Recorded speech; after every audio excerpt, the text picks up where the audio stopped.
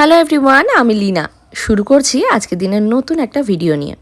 সামনেই তো পুজো আসছে, তাই এই পুজোর 4টি দিন তোমরা কিভাবে নিজেদেরকে সাজিয়ে তুলবে সেটাই ছোট্ট একটা ভিডিওর মাধ্যমে তোমাদের সামনে তুলে ধরবো। তাহলে চলো বেশি দেরি না করে চটপট শুরু করা যাক। আজ আমি সপ্তমী স্পেশাল দুটো লুক দেখাবো, একটা হচ্ছে ওয়েস্টার্ন ওয়্যারে আর একটা শাড়িতে।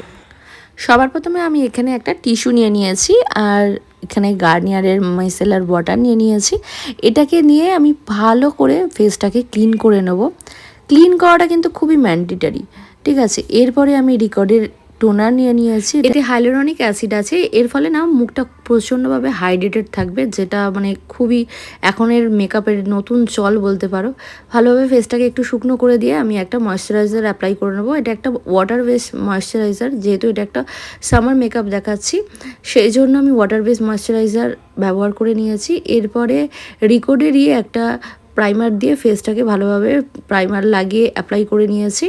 এরপরে চোখের তলাটা জাস্ট একটু ভালোভাবে কনসিলিং করে নেব, কারণ দেখতেই পাচ্ছ মুখেতে হালকা একটু পিম্পলস রয়েছে আন্ডার আইজ এরিয়াতে।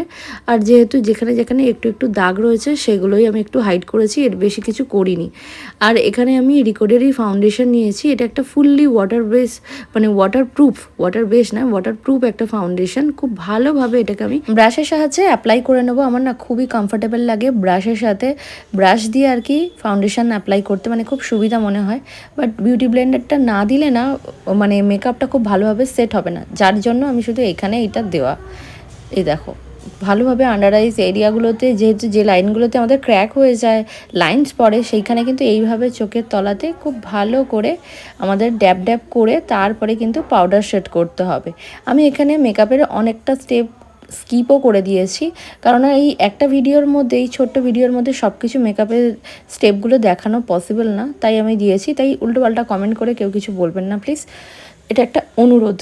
তো ভালোভাবে আমি লুজ পাউডার এখানে সেট করে দিয়েছি, পুরো মুখে বেশ ভালোভাবে আটা ময়দা যেটা মাখতে হয় মেখে নিয়েছি। এরপরে একটা কম্প্যাক্ট দিয়ে ভালোভাবে ডাস্ট করে এগুলোকে ঝেড়ে ফেলে দিচ্ছি। এরপরে আমি পিএসির একটা কন্ট্রোর প্যালেট থেকে, মানে এটা ছোট্ট একটা প্যালেট, তো এখান থেকে আমি ভালোভাবে ফেসটাকে কন্ট্রোর করে নিচ্ছি। এতে মোটা গালটা একেবারে সরু দেখাবে আর ভোঁতা নাকটা একেবারে টিকালো। দুর্দান্ত লাগবে, পুরো একদম সিনেমাটিস্টদের মতো মুখটা হয়ে যাবে। এরপরে মাই ফেভারিট পার্ট, হাইলাইটার না হলে না মেয়েদের কি বলবো দিন চলে না, এরকম একটা ব্যাপার। মানে আমার তো স্পেশালি দুর্দান্ত লাগে আমার হাইলাইটার দিতে। ব্লাশের থেকেও আমার বেশি হাইলাইটার দিতে বেশি পছন্দ, কারণ ফেসটা ভীষণভাবে গ্লো করে। এরপরে রিকোডেরই ব্লাশ প্যালেট থেকে আমি ব্লাশার লাগিয়ে নেবো। এর ব্লাশটা না এত সুন্দর, মানে ভীষণভাবে শিমারি দেওয়া রয়েছে, দুর্দান্ত লাগে।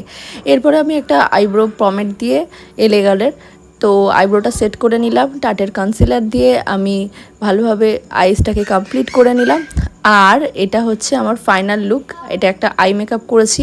যদি তোমাদের ভালো লাগে থাকে তাহলে অবশ্যই কমেন্টে জানিও, আমি এটারও একটা টিউটোরিয়াল তোমাদের সাথে শেয়ার করব। দেখো সব কিছু কিন্তু কমপ্লিট হয়ে গেছে, খালি বাকি লিপস্টিকটা। তাও এই হাত চাপা দিয়ে ট্রানজিশন করে আমি লিপস্টিকটাও পরে নিলাম আর পিএসির একটা ফিক্সার দিয়ে অল ওভার পুরো মেকআপটাকে সেট করে নিলাম। বাস, here is my final look. টানটানা, বলো তোমাদের কেমন লাগছে, কোন লুকটা তোমাদের বেশি পছন্দ হয়েছে? সপ্তমীর দিন বিকেলবেলা বন্ধুদের সাথে আড্ডা দিতে যাওয়া, কিংবা অফিস থেকে ডিরেক্ট একেবারে বেরিয়ে যাওয়া, কোন লুকটা বেশি পছন্দ?